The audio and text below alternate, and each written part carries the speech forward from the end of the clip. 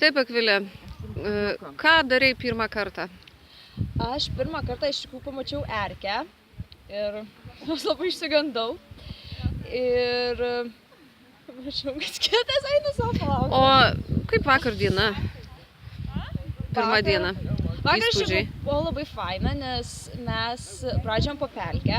Irgi pirmas kartas irgi iš tikrųjų buvo. Tai taip gavom tenai ant tos pelkės. Ir ja, buvo linksma. Iki 4 nemiegojau. Maudeisi? Taip, maudžiausi ir iš tikrųjų vanduo buvo šaltas ir kadangi dabar gegužės pabaiga, tai aš dar taip anksti niekada nebuvau maudžiaus. Nesimaudžiu dar anksti niekada, tai irgi pirmas kartas. Na, pirmas kartas, bet būsi užsigrūdinus, ar ne? Aha. O, pavyzdžiui, norėtum daugiau dar į tokias stovyklas važiuoti? Taip, žinoma, ir aš iš tikrųjų norėčiau dar ilgiau negu 3 dienas. Aišku, čia būtų sunku taip gal suorganizuoti, bet 5 kokiom savaitei, kad ir tai būtų tikra stovykla. Na, mes pageidavimus perduosim. Gerai.